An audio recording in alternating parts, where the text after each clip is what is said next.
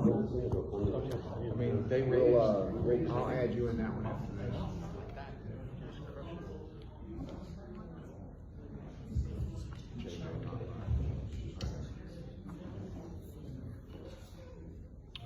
Good afternoon. Can everyone hear me okay? Yeah. Hey, I want to thank everybody for coming, but I want to give a special thanks to Jim back there with the Prime Osborne Convention Center for letting us have this beautiful, beautiful historic boardroom. I want to introduce to you guys the men that are at this panel because they play very major roles with our franchise. To my left is one of our owners, Jason Green, owner Nick Furis, Kevin Wozniak, hiding behind the NAL trophy, Steve Curran, who's also our team president, and Rob Storm, who's one part of our ownership group as well. I had the great opportunity to speak last weekend at the NAL Championship Media Day, which was really cool in Albany, New York. But one of the things that I mentioned or addressed, and I think it's definitely worth saying here today, is definitely how much I don't take these opportunities for granted. Being able to work for a sports team here in Jacksonville, and to be able to work for the great league, the National Arena League that we're in. 2 years ago, August 2020, we did not have what we have now, which is a lot of stability. Even a lot of businesses could say the same thing, but we dealt with a lot of obstacles as the pandemic hit us. And you never know how easily things can be taken away from you. So it's a big credit to our ownership group for keeping this franchise going and now thriving going into 2023, as well as our league for going through such tough times with all the different markets in our league that were affected differently through the pandemic. So it's definitely a blessing to be here today and to announce great news and exciting news. As some of you know, we were hit with not such great news. Within the span of 1 week, we lost our former general manager, Jack Benigno, who was with our organization for a long time and also worked with the Orlando Predators.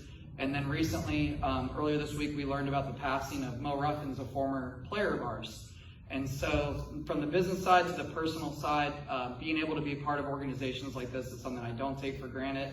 And for anyone that's witnessed a Sharks game or is considering going to a Shark game this year, just do it. I think this is going to be a great season, and the news we announced today is going to make it even greater. So without further ado, I'm going to introduce Team President Steve Curran. Okay.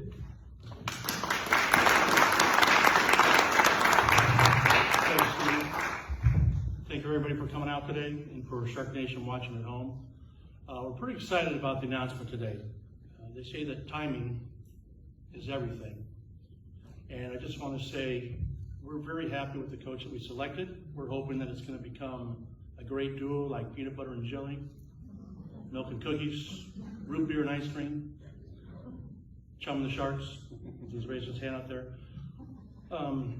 This coach has been around a while, has a great record, and more importantly, he's a great person. And we're really looking forward to coming out. I don't want to keep him back for too long.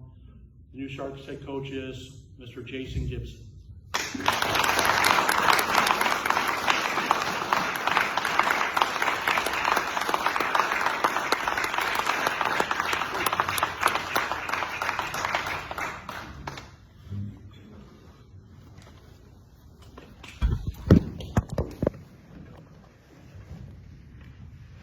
Wow, it's different.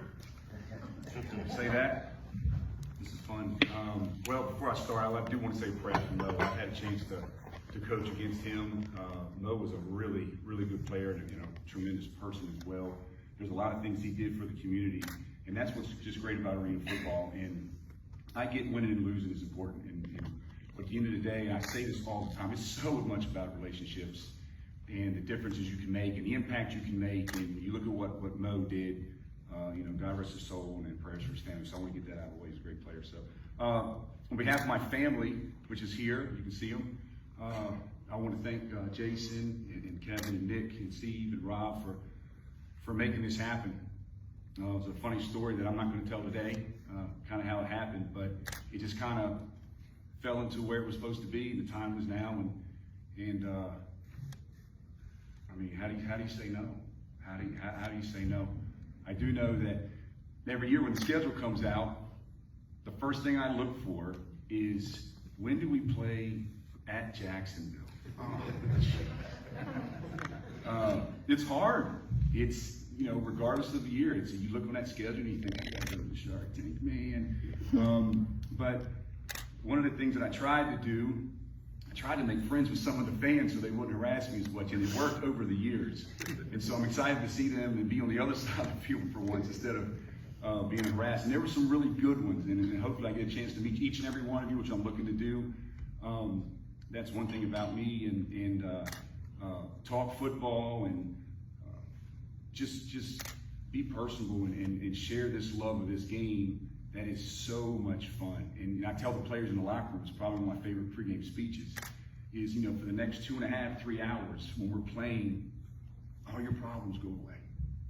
You know, all the things at home or your job or things that are going on in your life, you know, you get to go out on that football field and perform and entertain people and get people away from their everyday problems. And I don't take that for granted ever. It's so exciting for me. I enjoy it, and it's exciting. So as far as football, look, I'm gonna be honest. I'm not gonna come in here and tell you that, you know, the whole coaching speech, I get it. I've seen 100 of them, or hundreds of them, and oh, we're gonna come in and we're gonna win. You've already won. I'm standing here in front of 2 trophies that aren't mine. Well, this one kind of should have been. But do I got a flag? Can I throw status? Is it too late? Is it too late to throw the flag on that game?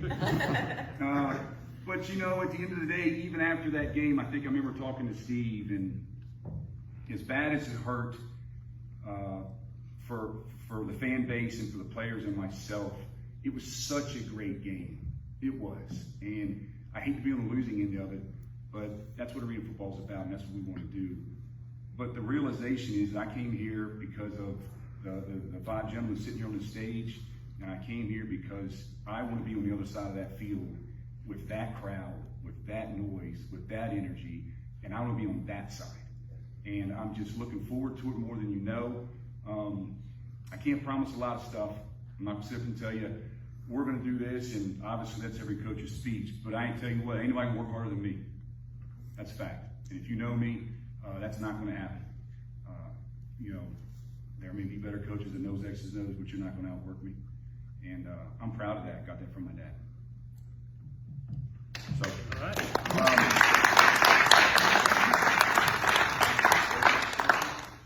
So if anybody wants to have any questions outside of throwing challenge flags, I'll be more than happy to take them. Do you have one with you? I do, but I really was the least challenged coach this year. Actually, I looked it up before I came down here just in case I could have that in my back pocket, no pun intended. But yeah, no. Usually they were right though. I think my percentage was pretty good. Yes, Steve.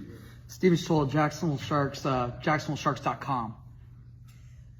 You mentioned in previous seasons that you recruit a lot of players from Florida, Tampa, Orlando, Jacksonville. That's where some of your highest talent comes from. Is being now in Jacksonville, moving here, going to help you in the recruiting process for 2023? That's not a loaded question. That's a really easy question. I mean, from the outside looking in, you know, getting players here is priority number one. And priority number one is, you know, and let's be clear about this. If there's a player in this area that's pretty darn good, and I know a few of them, they're not leaving. They're staying here. I'm not going to let a good football player from this area leave and go play for another team in this league. And you can quote me on that. You got to keep them. Yes, sir. So I've been very fortunate to, over the last 3 years, to be really involved in watching arena football. I was wondering, I guess I'm really amazed on how interactive it is with the fans that come to the game. And I was wondering, through your coaching philosophy and play calling, are you going to have a certain philosophy to keep that tradition going? From a play calling, sarcastically, it's whichever one scores a touchdown. But you know what I tell the players? I mean, it's funny you say that. It's a great question, really good question. You know, usually in team meetings, I talk to the players about how important it is to build those relationships. You know, you'll see me sometimes in games after a touchdown, I'm kind of like an airport guy on the runway. Hey, go down that sideline, high five those fans, go down this sideline. You can't get that in the NFL. You can't get that in some other pro games. And that stuff goes a long way. And I don't want to bore you. There's multiple stories of families where kids have gotten high fives and then all of a sudden their parents become season ticket holders, and then they become operations workers, and then they just get so involved with the program because the players are reaching out. And you just never know when you have that impact on a kid. And I tell my players that. You never know whose life you impact that day. You know, for us, it may not seem that because you're in it. When you're actually in it, it's hard to see, but from the outside looking in. So I encourage the players to do it. I tell them it'll carry them in life after football, because it will end. Unfortunately, it'll be old like me, and you talk about, you know, when I played and stuff. So that's probably the most important thing, is fan interaction. That's what arena football is about. It's a fans game, hands down. Yes, sir.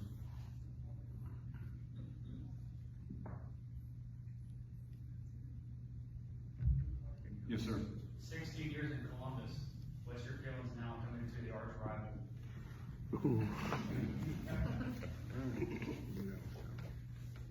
Next question. You better feel damn good. Yeah, I mean, you know, just everything in life is about relationships. I'm not going to take one thing for granted. I enjoy meeting people. I enjoy being honest. I enjoy being a good husband. I enjoy being a good father, and I had that coming from there, and I did the best that I could do for what I could do. But again, when an opportunity like this, I mean, you're talking about, and I mean this in please no disrespect to anything or anybody, but you know, it's the you know, the New York Yankees of arena football. I mean, it is. And if you don't have that vision, then what are you doing here? You know, I mean, I'm being realistic, and you've had a lot of success on the field, obviously, and I'm here to continue that and bring it to a next level. But I've had private conversations with the owners about, we got to dominate in every aspect, not just the field, not just on game days, not just with the dance team, with the players, with how they perceive. I got to be able to bring a player to Jacksonville, and they have the best apartments, they have the best food, they have the best atmosphere, they have the beach, they have the best owners, they have the best fans, they have the best marina. You have to be able to sell that, and we have to get to that level where there's not even a question. So when a player says, okay, I got two options, I can go to Team A or I can go to Jacksonville. Well, I'll go to Jacksonville because of the environment, because of what it offers. And I got to help build that, and I'm going to do it. I do want to add that we have the best team medical, Best team medical. and we were awarded that to JOI Baptist. Thank you very much. Media. And the best media. There's individuals as well. So. That's got my question. Best game operator. Like you guys are leaving some off the table. Also announced our first team night is Red Challenge Flag Night. He said the first team night's Red Challenge Flag Night. First thousand fans, so make sure we get that. Yes, ma'am. Sponsorship is available for that. Scott, he's back there, patting himself on the back.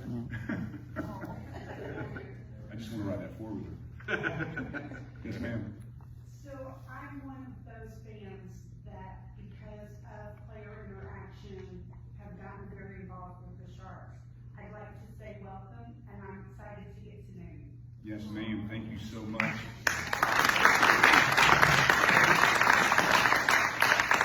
I'm excited to hear you say that, because that's what makes players play this game, and that's what you talk about. And I do have to give one shout out, because it would be disrespectful if I didn't. But that's what made Columbus special, was the people, the way they welcome players in. You know, and if I say a couple names, I'd be rude, because then I would forget one, and I don't want to do that. But the way they welcome players in. So when I hear you say that, you know, you're the first person I'm going to talk to probably when I leave this podium after my wife, because that's, you know, that's what makes places special. It's about relationships and making play. And then when they have those types of relationships, they play better. If they play better, they win. If they win, they don't fire me. So it all works hand in hand. So without you, I can't stay here.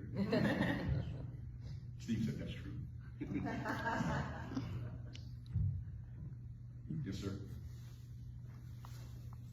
How about your coaching staff? Have you decided anything on that? I know we have to have great players, but without a good coaching staff, even with a great head coach, the coaching staff means a lot. No, that's another great question. I've already talked to, you know, my first job is to really, and I told him, is talk to every coach that was here, find out the good, find out the bad, you know, and I've already interviewed, you know, talked to one or two of them, and I'll tell them my faults too, and it's okay. I mess up too. I make bad calls. You know, you have players are dropping pass. I've made plenty of bad calls. But when it comes to the coaches, I let my coaches coach. Or why are they here? You know, I don't micromanage them at all. It's not. I had a great conversation with a coach that you'll see real soon that you'll like, and you know, it's not about me. It's not a dictatorship, and you guys do this, and this is the way I run it. You know, I need to bring in people that are accountable, people that are professional. I think it's vital to have coaches on your staff that know this city. You know, I'm brand new, but it won't be that way for long. But to have those types of coaches that can bring in those relationships, again, I keep using that word, but that's what it's about. But from coaching staff, I've got my eye on a few. I'd like to stay as local as I can. I think that's important. Absolutely. Stephen? JackSharks.com. Quarterback's a big position, especially in our league, just the way the game is. And a lot of the championship teams that have won the championship game have had a first or a second team quarterback. Can we expect a big name from that position going into 2023? And they had a home game. So I got to work on that too. Yes, you do. Yes, I do. No quarterback, no win. It's that simple in arena football. You know, and you look at the great ones that have won it. You got to have a quarterback, and you know, and I'll tell my students, it doesn't matter. You know, I'm not saying something that every other coach doesn't know, but you got to have a quarterback, a center, a nose, and a middleman. And you got to be strong right down the middle of the field, and then you work your way out. If you're not strong down the middle, you don't have a chance. You know, coaches sit around and they draw up all these plays and how great they work. If you can't block, you're not going to complete, but you can't throw. But I've got a short list of about 5 quarterbacks. Obviously, we'll have conversations with returning players. Priority number 1, probably today. But I probably won't recruit anything else until that's done. That goes first, without a doubt. Great question.